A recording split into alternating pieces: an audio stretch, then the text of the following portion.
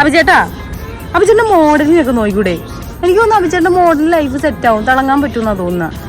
ശരീരത്തിന്റെ ഏത് ഭാഗം കൊണ്ടാണ് മോഡലിംഗിലേക്ക് തിരിയേണ്ടത്? അതൊരു ബൾബിന് ഉണ്ട്. അഭിചേട്ടൻ വലിയൊരു ഇല എടുക്കുക, കുറച്ച് ചോറ് എടുക്കുക, കുറച്ച് കറി എടുക്കുക, കുറച്ച് പപ്പടം എടുക്കുക, അടിച്ച് കീഴുന്നൊരു ഫോട്ടോ നമ്മൾ എടുക്കും. ആ ഫോട്ടോ നമുക്ക് വീട്ടിലൂണിന്റെ മോഡലായിട്ട് എടുത്തൂടെ? കുറച്ച് ഇക്ക ഉണ്ടാക്കാല്ലേ? നല്ല യോസനയല്ലേ?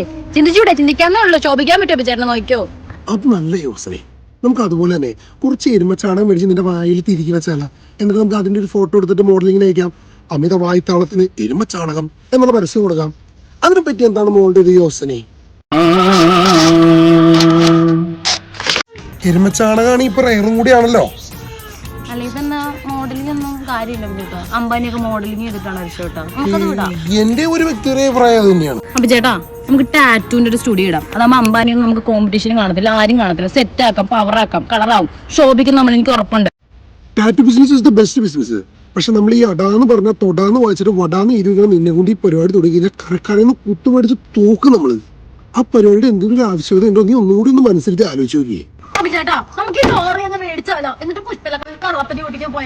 നമുക്ക് എപ്പോ പോയി കഴിഞ്ഞാൽ അമ്പലത്തിൽ നിന്ന് പ്രസാദൂട്ടേക്ക് ഒരു കുഴപ്പമില്ലാണ്ട് തീരുമാനം പോകാൻ പറ്റും. നിനക്ക് അതിന് പോകാൻ താല്പര്യം ഉണ്ടോ? നീ മാറുന്നു.